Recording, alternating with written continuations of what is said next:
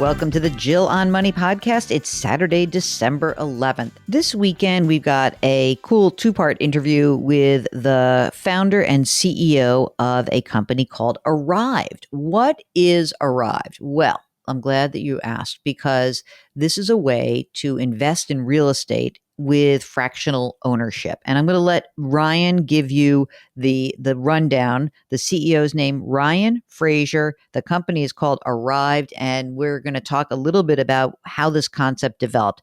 Here is our interview with Ryan Frazier of Arrived. So let's start with this. What the heck is Arrived, and how did this business come to fruition? So really, Arrived is basically the easiest way to invest in rental homes. And I think when we looked at investing in homes today, where you have these large down payments, where you're buying a whole house all at once, and then you're responsible for everything behind the scenes, it's such a high hurdle to make that decision. And so what we've done is really created a way for people to buy shares of individual homes. So whether you have, $100 to $10,000 or $20,000 that you want to invest in individual houses, you can buy shares through Arrived, and then we take care of all of the responsibility. So there's no personal liability for, let's say, a mortgage or any of the tenants. And really, it's all about just making it easier for people to start investing in rental properties, start building wealth through real estate. So let me ask you how this process would compare to someone just going out and finding a rental property for him or herself. I hear from people all the time. They're really psyched about trying to get involved in the rental market, trying to create passive income. Why is this a better model for those kinds of people? Yeah, I think there's a lot of reasons why you might look at Arrive versus doing it on your own and buying a home yourself. A big part of that equation is, where are you based in the country? Are you even living in a rental market that is a great market for investing in real estate? Historically, investing in real estate has been such a local business. What we've seen now is that really you can invest across the country. And with Arrived, the experience is very much kind of like browsing Zillow, where you browse homes that are available anywhere in the country, and you can buy shares really with any amount of money that you want to invest in that specific house. I think the cool thing about what we're seeing from our clients is the kind of lowering the barrier of entry from these large down payments to these kind of smaller minimum investment amounts per house is really about giving people more control and the ability to diversify. You don't have to, build up all this money to put it in one house. You can put that same amount of capital into 100 houses in different markets and really get that diversification while still having the same ownership experience. It's almost like this model, just to break it down into its almost simplistic terms, is you're sort of taking this idea of like what the big private equity firms did, like Blackstone after the financial crisis and the housing boom and bust, went into all these places, gobbled up a lot of properties, and then held on to them. They didn't flip them. They held on to them and rented them out. And by the way, came under a lot of criticism for that, right? Because they were kind of squeezing out the mom and pops and gobbling up so much real estate that the rents were above market. Is that kind of your model essentially, or is there a nicer touch to this than the evil private equity model? So, when we think about the private equity that's entering residential homes today, I think what's changed is that managing houses and rental properties has gotten a lot easier. The payments processes have improved. The access to services in different markets, whether that's property management or national title and escrow, these things have made it easier for people to manage properties across the country. And really, we see, Arrive's mission as kind of taking those same methodologies and strategies that have been used by these large institutional investors and making it easy for everyday investors to also participate in that same way, so that they can, really benefit from the wealth creation that's happening and has happened, in this country through real estate at an earlier point in their life. I think for a lot of people, the idea of owning rental properties is something they kind of want to do at some point in the future, but that point is always a bit further out, because of the commitments, the time commitments, the capital. And so, yeah, we really hope that we can bring that same model to really anyone that wants to participate. And I guess that there's also one other aspect of this is it's sort of like a pooled investment, sort of like a mutual fund. What would be the difference of doing this versus buying a real estate investment trust that is inside of your retirement account? Real estate investment trusts or REITs, they are really built more for kind of institutional investors, investment advisors, and kind of getting exposure to real estate as an asset class. The majority of those real estate investment trusts, when people think about that as a category, are thinking public REITs. The kind of difference there is that those public REITs are highly correlated to the stock market. And so you start to lose some of the benefits of private real estate. And so for example, we pay out dividends quarterly, and our last quarter's dividends were, depending on where you're investing in the country, let's say between 5.5% to 7.5%. If you look at public REITs, that starts to get closer to 1.8 to 2%. And that's, I think, the efficiency of public markets. You can't really protect those yields.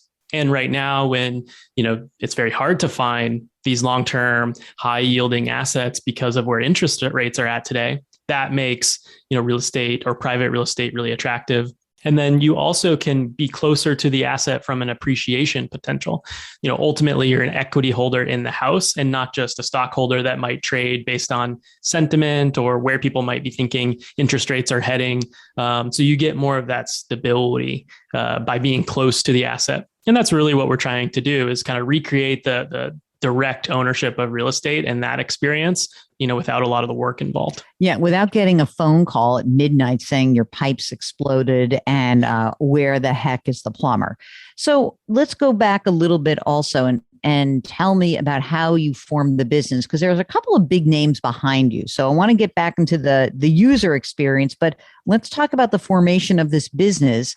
Are you buddies with Mark Benioff or what? How'd this happen? Yeah. So the origin of the business, if we kind of go way back, just even to my personal experience with, home ownership and housing, I grew up in Arkansas. Most of my career has been as an entrepreneur, kind of one long 7 or 8 year startup journey, and now a new company here with Arrived. And through that process, just moved around a lot. We moved after college as we started the company. We moved to the Bay Area to be close to investors. Our business got acquired and we moved to Seattle. That's where I'm at now. It just seemed like every few years we were moving, and we wanted to have ownership of homes and start investing, but we were never in the same place long enough to be able to do that. And we didn't know for sure what that might look like. And I think more and more we're seeing that. People are very willing to move across the country. We're seeing it even more so now over the last 18 months as people have started migrating to new areas of the country during COVID. I think generally that's a theme that we'll see continue. That really had got me thinking of what does the future of ownership of homes look like when people don't necessarily want to be tied down to the current cities or places that they're living. And, thinking about, why is ownership, why does it exist today where you're putting these large down payments, you're sticking it all in one asset, why can't you own 1% of 100 homes? And that started this journey for Arrived. And really it was, almost a year of kind of customer discovery, testing different models, really figuring out what people wanted. And I think that what we realized pretty quickly is that for the majority of people, real estate is really closely linked to homes. And what we had seen in the previous kind of wave of real estate investing, because I think, over the last 5, 6, 7 years, we have seen more real estate crowdfunding companies start to emerge. We've seen more of that. But they had focused more on the commercial side, more blind pool funds, even real estate debt, things that are more traditional, investment types for institutional investors, and bringing those to retail investors. I think we realized that what was missing was, investing in homes and rental homes. As we started to figure that out, we started a process with the SEC, the U.S. Securities and Exchange Commission, to create this model. Because anytime you're talking about retail investors investing in an asset class and fractionalizing that asset class, now it's a security. And so we went through a year-long process with them as well to qualify this. Really, at that point, I think we launched in April. of this year, became the first and only company that can sell shares of individual homes to retail and investors. And so it was exciting to kind of go through that journey as a personal experience, kind of wanting this product for myself, to testing the concept, to realizing that, wow, there's a large regulatory lift here to actually create this product, which as a startup, you don't really want to, it's not as conducive to speed of innovation. But that's how we got here, and happy to share more of kind of the path from there. But that was the kind of origination. Talk to me about how Benioff and Bezos get involved. So I mentioned that we got qualification with the SEC in April, and we weren't sure how quickly the product would resonate with consumers. The idea of buying a share of a house. And really, people got it very quickly. I mean, our houses were selling out within 24 hours. And consistently since then, that has continued to happen. Basically, all of our houses are selling out in less than a day. And so I think, we realized very quickly that there was, something here, like it was resonating. I think we're benefiting a bit from the kind of last wave of the Robinhood movement and fractionalizing of stocks. Once we saw that traction is when we decided to, raise venture capital for the company. We raised about $10 million in equity for the company. And then we have a large credit facility to facilitate acquiring homes. And it was led by Accor Innovation Capital, which is a very mission-aligned venture capital fund focused on broad access to consumer financial services. Bezos and Mark Benioff, as well as Spencer Askoff, who's the former CEO and founder of Zillow, participated in that round. And yeah, we were really fortunate to have them involved. The founders of Warby Parker, Harry's, and Allbirds. When you look at who's investing in the business and really who we're partnering with there, what's exciting about it is these are all founders and CEOs that have really kind of defined these categories in their own respective industries. And I think in speaking with them and showing them kind of the early traction that we saw, I think they believe there is an opportunity for a new category for consumer investing in homes that we could help fill. That's really, I think, what got them excited. What has us excited about partnering with them is, really they've all built great consumer brands, really strong brands that, solve problems for consumers, add value. And that's really what we ultimately want to kind of learn from and be able to do for Arrived. So how does Arrived make money? For example, if I buy a REIT or a mutual fund, any sort of pooled investment, there's a management fee. Is there an articulated management fee in each of these projects or across the board in general? Yes. So fee transparency is very important to us. There is a asset management fee. So it's 1% per year of the equity that's invested. And that's an ongoing management fee. And then we also make money really around the real estate transaction. When we buy a home and prepare it for investment, and then, investors come and buy those shares, we make about, let's call it a few percentage of the total price of the home, half of which is paid by the original property seller. So it's a real estate agent commission, essentially a rebate that we get back on closing that. And then the other is a fee that is covered in the basically the cost of the house that gets paid when investors invest. So we have that upfront fee as well for facilitating the transaction. And then we have that ongoing asset management fee. You got to pay a fee to get in, which is unlike owning real estate directly. So that makes sense. Like a lot of people pay a property management fee if they don't want to actually deal with managing their own rental real estate. And you would obviously participate in any sort of appreciation. Most real estate, like the downside of rental real estate, can often be that it's just not liquid. Even if you have great price appreciation, there's tax ramifications. So I have two questions for you. One is, how easy is it for me to get out of my Arrived investment once I make it? And number two is what are the tax consequences? I imagine, if a property is sold, does the person who is invested in the property get a share of the capital gains, or how is that managed? Kind of two things there. Talk about how investors kind of make money. One is after they invest, the kind of collective investors become the sole equity owners of an LLC that owns the house. And right now, each house has around, let's say, 65% of a long-term mortgage. And that's really to give investors the kind of benefits of positive leverage on the yield, on the cash flow, and on appreciation potential. And then, the remainder is investors that have invested. But they basically have the full economics of that house. And so we pay out the rental income after any expenses on a quarterly basis as a dividend. And investors right now are getting 5.5 to 7.5% on those on an annualized basis from the dividend. And then they get any of the future appreciation of the property as well when we sell the home. And we are really thinking about these as very long-term investments. I mean, that is what works best for real estate. And so we are acquiring homes with at least a 5 to 7 year kind of hold in mind for that property for, investors to kind of get the full benefit of appreciation.